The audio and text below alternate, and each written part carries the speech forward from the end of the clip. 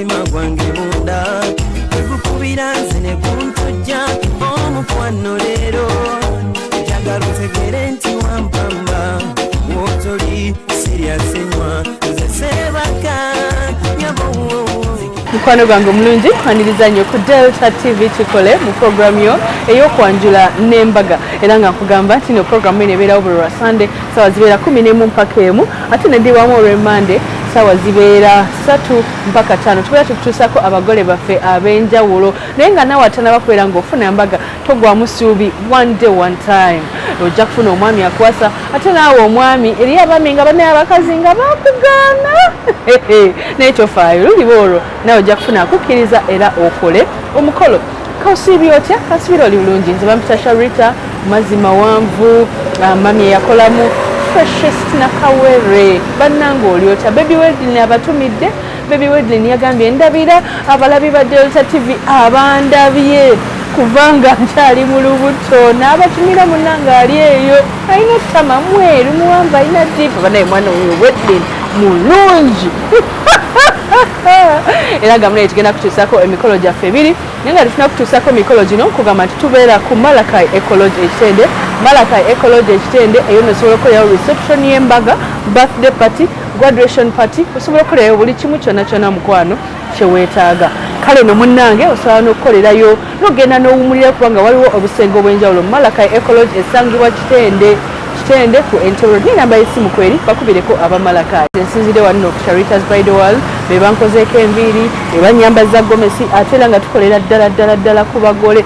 Omugole jangu tukoleko kubanga tulina buli kimu ekikwatagana n'abagole. Tulina saloon, tulina gomesi, tulina gowns, tulina changing dresses, tulina maids dresses, tulina emishanana kugamba culture zazo tubeera tuziyina mukwano wano ku Sharita's Bridal World. Ate namwe abagala okujja okusoma eby'enviiri wetuli nnyo jangu osome eby'enviiri mukwano osobola okubeera nga weetandikirawo kasita obeera nga naye bw'obeera ozza okusoma eri abajja okusoma ne balambula obulemuzi ebizimbe mu tawuni naye gwe jangu osoma eby'enviiri osobola okubeera nga weetandikirawo omulimu gw'omukwano ku Sharita School of Beauty. Tutandikira ku mitwalo 5 ne 10 ne ssente endala tulina ne day ne boarding. Tusangibwa neno ku Nkrumah Road Wakoma ezibe bakiyita Sal Complex. Emikolo ku TV ng'egirete ku Delta aba kyasinze okulabibwa bwe kituuka kulaga emikolo ku TV. Omugole abeera alagibwa ku Delta baba bamujjukira nnyo kubanga abagole baffe babeera. Ladies and gentlemen, olunaku lero tugenda kusookera mukono gye tugenda okukera nga tugenda mu maka g'omwami mwami muwanguzi Katumba era nga muwala we abeera e Netherlands. Muwala ono bamuyita Rebecca Nassali yagenda okubeera nga amuleetera omuzungu era nga omwami gwamuleetedde bamuyita Peter Struijs.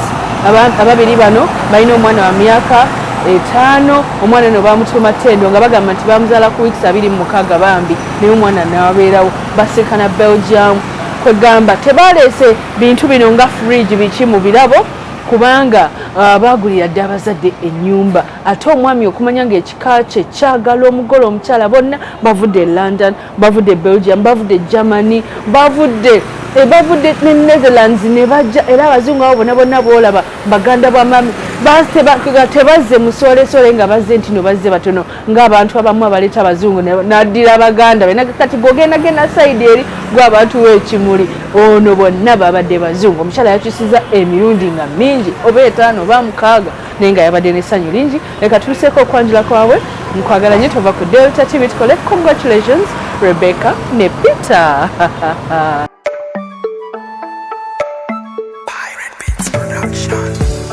Sikirizibwa okutemberera zikiriza nkusemberere sikirizibwa okutunuulira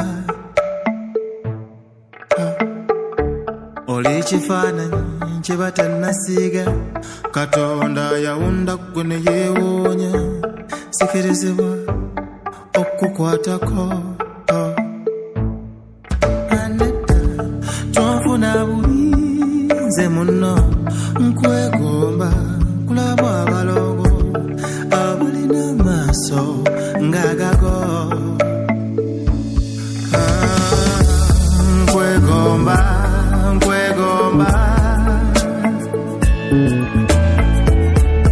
bakuntondera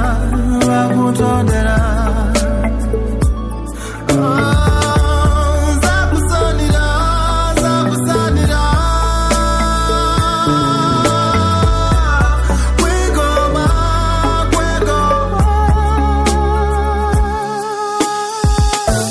sikirizibwa okusemerera buli wobeera obukuumi bw'empulira sikirizibwa n'okuwuliriza bw'oyogera zaabu yafuluma buli buuzika mirembe gye mpulira nyumirwa nnyo ng'ompuliriza yogera onzisenze nonyumirwa agubina obukiki okumya omuliro sikirizibwa n'okuba maama kaaba kwegomba kwegomba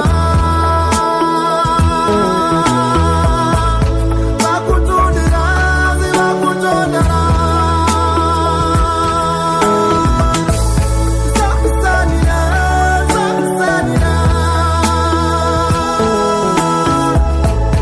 kwegomba kwegomba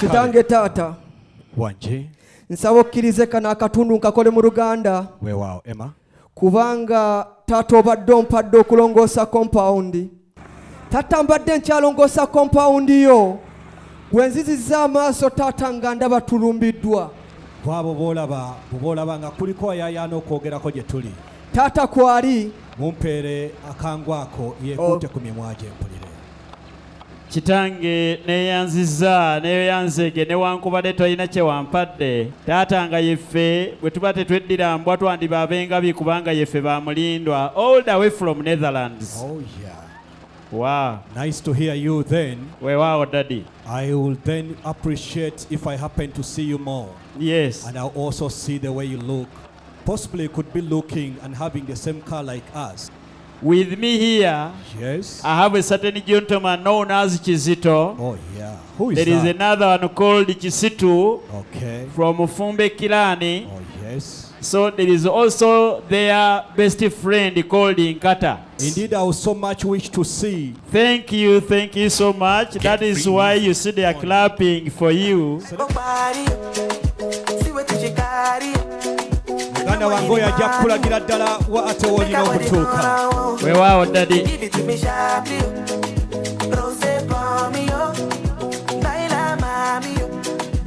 Daddy, I nabadde met nva you. Netherlands. Oh yes. Daddy Fine then. kkiriza Weewaawo. nkutegeeze nti ekikolwa kino kye nkola Ye. omusajja omulala yenna alinga nze kye yandikoze mu Buganda. Owenjogera mbi ayinza nti omwana yatuuse n'akuba taata enkata mu mutwe. Kitegeeza batakansi bakimanye era bakiyiga okuva n'olwaleero. Weewaawo daddy. Nti kitange nze nsuula nkata mu makkalizo go. Ye. Ti omwana omuwala asuulirwa enkata mu maka ga taata we omulundi gumu. N'olwekyo nze nsuula enkata eno evudde Netherlands.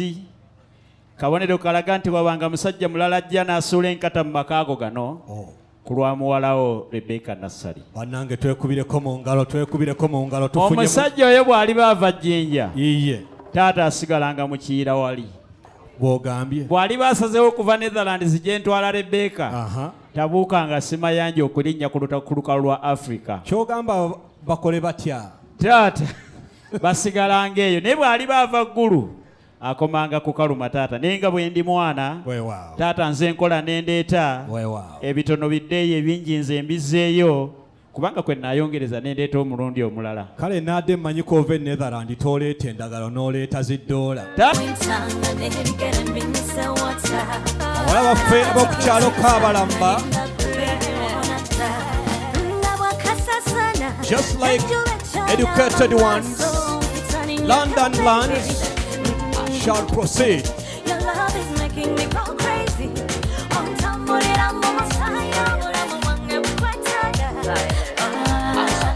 Oh, baby, when you go, sigala wawe wawere, kuline kechiro, omkwanule teno, wasinga bayala so. They know what to do. Just inform them that this is the way Buganda and Uganda among the cultures we have. That is Baraka. Culture trope.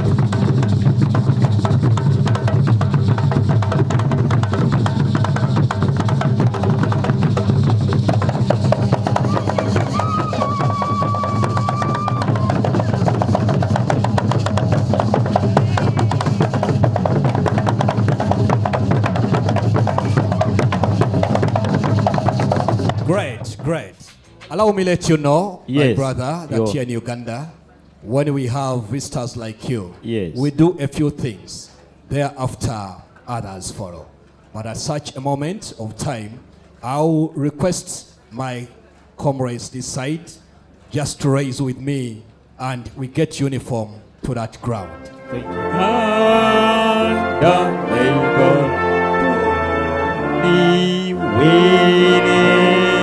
Our future in thy heart.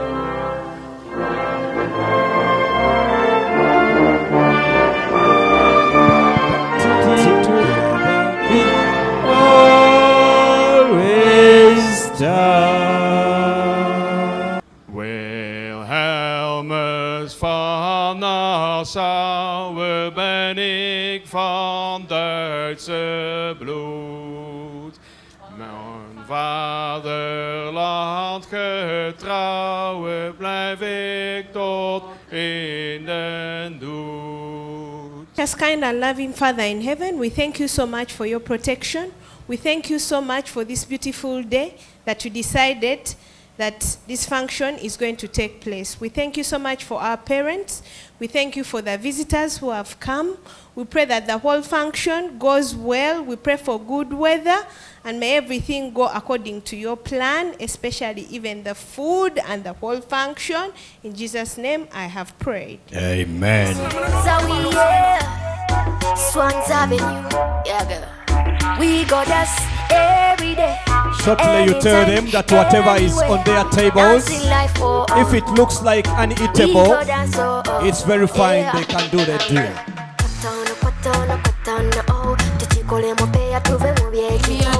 Look at daughters who are never corrupt. Their figures say so. If you show me, make I know now. If you don't show me, make I know now. Okay. Say hi to them. Hi everyone. Oh yeah. You're welcome. We are happy to see you. Kale, tell me, my daughters, how did you find those people when I sent you to find out if there was any danger or chaos amongst them? Banaye daddy nze simanyi na watandikira. Kiki mbuulira munnange tolwawo. Tubagemye naye tusanzeemu two people. Nga they are very, very sick. Baani abo era asooka mukoledde ki?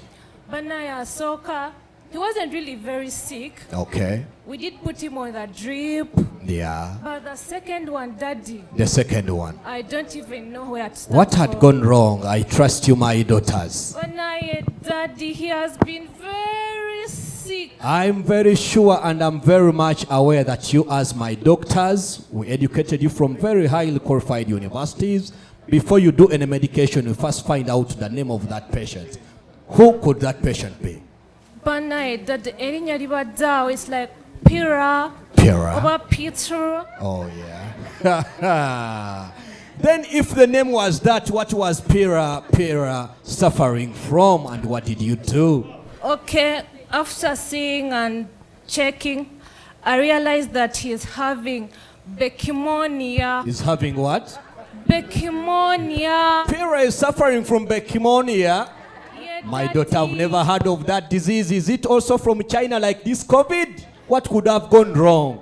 Banaye daddy, I also don't know. Simanyi na kumanya but. Kati mbulira gwe nsinga okwesiga okusaze magezi kikoze otya? Naye ndowooza banaye daddy. Waliwo asinga banaye ayinza omukola. Oh yeah, I can see you are 1, 2, 3, 4, 5. You were meant to be 6. Where is that other doctor? Where is that other doctor? Banaye daddy. The person. Yes. I think she'll come later. Who is that who is supposed to come later to treat that one who is Bekimonia? But now, Daddy, she's called Rebecca. She's called what? Rebecca. You hear the name? You hear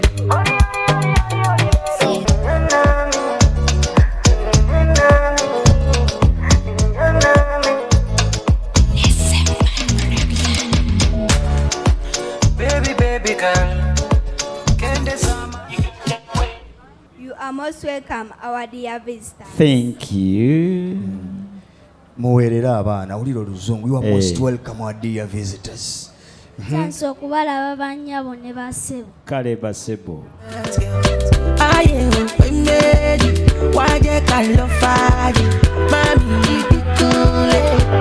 Let's hop in my Maserati.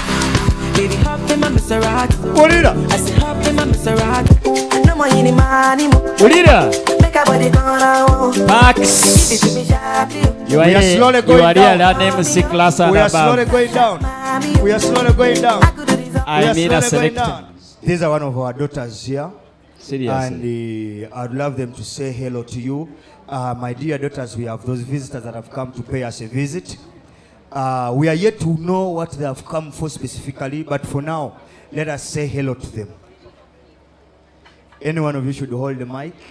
Babuzeko. Eradde basebo. Oh, eradde banyabo. Eradde bannyabo. Banenga tusenso okubalaba. Abakyala nga Nange basenga mu naffe Uganda. twesimye Mwebale okubasa. nnyo kujja. Tuzze mu Mukulika kwano. amakubo. Makubo ge gatuwa. Badijja babayiza okwewaana nabo bajjako nekyo babategekedde. Kati obwo nabo buva Netherlands. We Netherlands ate bwe Uganda wali okalabyekaako. Sibeerayo naye wali okalabyeko e Uganda. Bufaanana ng'obwongo. Kambawe ne ku $. Oyina ne $. Aba mukwate obuzibu bwe mbawadde leero lwa mukaaga forex biro banaatera oziggala munaaviira wano. Kati $. mulimu mmeka? Zino $. nga bit. Is it 100? 200? $200. everything there. Webale Katuma. Otyo. Teka mu vibe taxi. Wulira. Abange tubakubireko mu ngalo abaana bano. Wulira. Wamma webala asembyeyo emabega. Weyagale.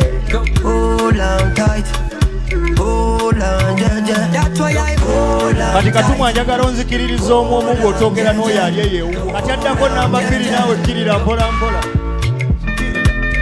Please let us clap for them. Namba 3. Wulira. Namba 4. Kati wamma gwe sooka okyuka otunuleko eno. Wulira engalo. Mwubira kuba n'abali eno mpola mpola owulire essanyu. Kali n'abagenyi baffe bawubireko. Abwola batakuba ngalo yabirina mu fiiringi. Kirira. Kirira. You're most welcome, our visitors. Thank you. Feel at peace. Oh. Thank you so much. Let me give you an envelope. I was worried of someone telling me feel at home. You know, you might tell someone to feel at home when you don't know the problems he left home. And you just see someone crying. You just see people crying. You don't feel at home when you have left a lot of problems there. But she said, feel at peace. Wait. Agambye atya? Iye. Awo wenyini mugende mu pampi. Kati Katuma nzikakkanyiza omwomu ng'oveeno luli twavudde. Kati veeno. Asoose eno asoose eno ku mulyango kirira mpola mpola. Kirira. Katuma nzikakkanyiriza omwomu. Addako kirira. Abange mukube mu ngalo olaba abaana. Otyo. Tulira.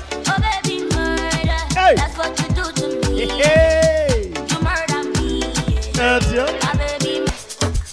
Wamma